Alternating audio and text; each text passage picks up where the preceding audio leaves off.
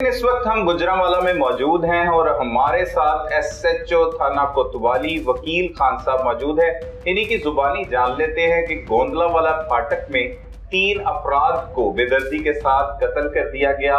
वो कत्ल की वारदात किस वजूहात की बिना पर हुई और आखिर ये मुल्जमान तक कैसे पहुंचे, इन्हीं की जुबानी आपको सुनाते हैं। बहुत शुक्रिया वकील खान साहब, आपने वक्त दिया।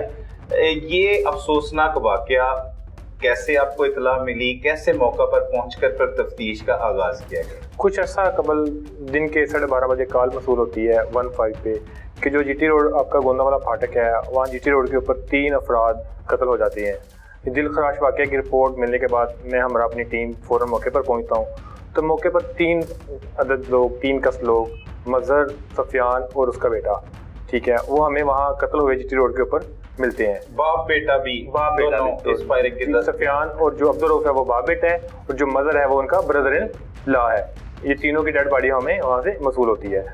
फिर उसके बाद हम जो जायवगो के ऊपर PFSA को बुला लेते हैं, अल्लाह फरान आ जाते हैं। जो डेड बॉडीज हैं उनको एज पर सीट जो लॉ उनको शिफ्ट किया जाता है THQ, BHQ, और उसके बाद जो मुल्जमान की गिरफ्तारी के लिए स्पेशल टीमें तश्कील दी जाती हैं और हम इनको टेक्निकल तरीके से जो हमारे साइंटिफिक टूल्स को इस्तेमाल करके इनको गिरफ्तार करते हैं। ठीक है, इसके पीछे क्या वजूहात सामने आती है सब कि किस वजूहात की बिना पर इन्हें टारगेट किया जाता है? टारगेट करने वाले कौन होते हैं, कैसे शनाख्त मुमकिन होती है, आपको कैसे मालूमात मिलती है? बेसिकली जब ये टारगेट होते हैं, इनका जो हमारा इनका भाई है बिशारत, वो सड़क पार करके दूसरी तरफ चला जाता है। तो चंद लम्हों का फर्क पड़ता है, वो सारा वकूआ अपनी आंखों से देखता है। अच्छा, वो गवाह है? जी, वो चश्मदीद गवाह है और वही इस मुकदमे का मदई है। बेसिकली जो बिशारत है, जो अब इस मुकदमे के मदई हैं, इन लोगों से 1 साल कबल तकरीबन जो अब मरकजी मुल्ज़म है कैसर, उसका भाई फैजान कत्ल हो जाता है। अच्छा, ये दरीना दुश्मनी? जी, दरीना दुश्मनी तकरीबन साल सवा साल से गुजरांवाला के अंदर इलाका थाना सदर है, कुल वाला कुएं है, वहाँ फैजान नामी लड़का जो कैसर का भाई है कत्ल होता है। और जो वो कितनी उम्र होती है उसकी? 21-22 साल उम्र है। सही है। उससे कौन कत्ल करता है? ये जो अब इस मुकदमे के हमारे मदई हैं, मजहर खान है, आरिफ खान वगैरह हैं, उन पे मुकदमा दर्ज होता है और वो उसमें चलान होते हैं। अच्छा, मतलब गिरफ्तार होते हैं। और किन वजूहात की बिना पर वो पहला जो कत्ल होता है, ये दुश्मनी का आगाज कहाँ से होता है? बेसिकली ये जो दुश्मनी है, म्यूनिसिपल कॉर्पोरेशन में ज्यादा लोग हैं जो इनका जो खानदान है उसमें जॉब करते हैं, नौकरी करते हैं, ठीक है। गली के अंदर से कूड़ा उठाने पर लड़ाई होती है। बच्चों से लड़ाई शुरू होके एक 100 रुपया जो है ना कूड़ा उठाने वाले को, उसको अदा करने पर लड़ाई शुरू होती है। और इस लड़ाई के बाद खानदान बैठ के शाम को रात घर बैठ के सुलह सफाई हो जाती है। अच्छा, किन के दरमियान ये झगड़ा शुरू होता है? ये बेसिकली कैसर जिसने कब कत्ल किया है ना, कैसर, उसका भाई जो मकतूल है फैजान, जो पहले कत्ल हुआ था 1 साल पहले, फैजान और फैजान अकेला था, जबकि फैजान के जो दीगर 3 भाई हैं, कैसर है, माजिद और यासर, ये बिरोने मुल्क रिहाइश पजीर थे। ठीक है, फैजान यहाँ पे अकेला रहता है। फैजान की लड़ाई होती है। फैजान की लड़ाई किन के साथ होती है? आरिफ है, बिशारत है, अजहर वगैरह है, उनके साथ लड़ाई होती है, जो अब मकतूल पार्टी है। जी, अब जो मकतूल पार्टी है। और क्या तनाजा क्या होता है? तनाजा 100 रुपए का एक जी, गली में कूड़ा उठाने वाले को पैसे अदायगी पर कुछ लोग उसको करते हैं, कुछ लोग नहीं करते। ठीक है, फैजान वगैरह पैसे देते थे? जी, फैजान वगैरह पैसे देते थे, दूसरे नहीं देते थे। अच्छा, ठीक है, इस बात पे तू तकरार होती है। फिर इनके जो बड़े हैं खानदान के, वो बैठकर सुलह करवा देते हैं। अच्छा, इनकी सुलह हो जाती है पहले? सुलह हो जाती है। ठीक है, ये एक ही मतलब फैमिली से ताल्लुक है, इनका रिश्तेदार है? बेसिकली एक ही फैमिली है, एक ही खानदान है।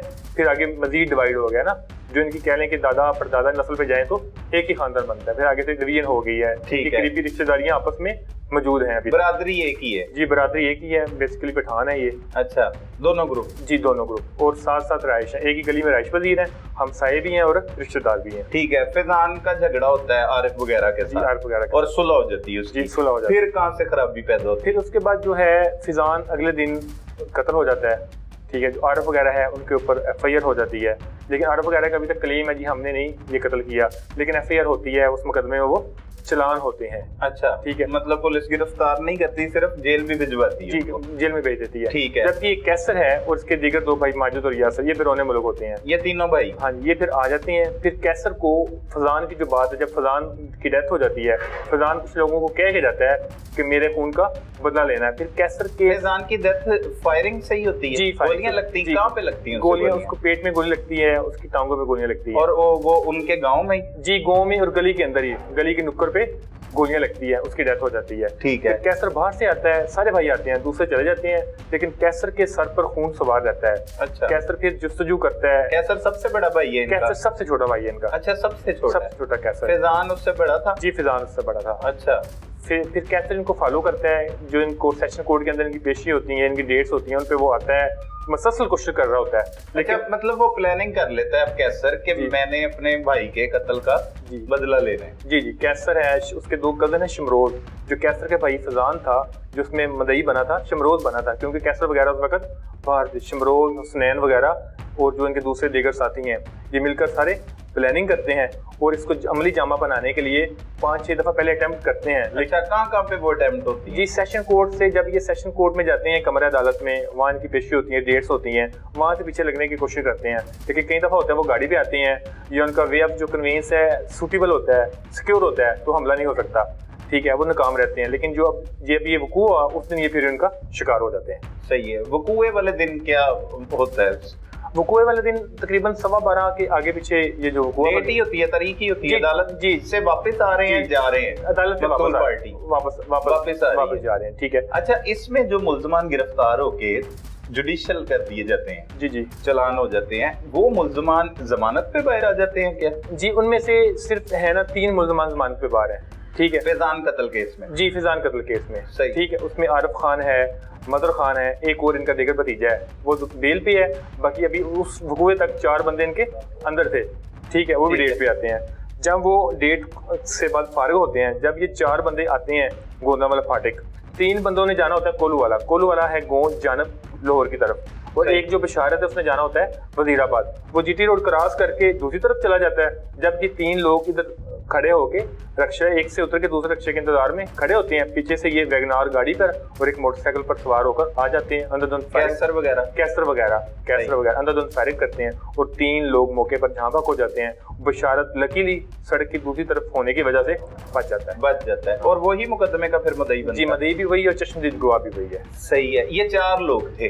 अगर वो दूसरा बशारत भी होता तो इन्होंने उससे भी टारगेट जी, बशारत भी को टारगेट भी करना था। एक और इनका भतीजा इमरान, वो उस दिन नहीं आया, वो भी इनका टारगेट था। बेसिकली 5 बंदों को मारना चाहते थे। अच्छा, ये जितने लोग थे ये फैजान के मुकदमे में नामजद मुल्जिम थे? जी, नामजद मुल्जिमान थे साथ के साथ। ये बाप बेटा भी? जी, बाप और साथ वो जो उसका ब्रदर-इन-लॉ वो भी नामजद मुल्जिम जी। अच्छा, ये कत्ल की वारदात करके फरार हो जाते हैं? जी, फरार हो जाते हैं। ठीक है। फरारी के बाद क्या इकदामात किए जाते हैं इनकी गिरफ्तारी के लिए? फरारी के बाद मैं आपको बता सकता हूँ, ये दिल खराश वाकया था, जीटी रोड के ऊपर हुआ, बड़ा सेंसिटाइज हो गया।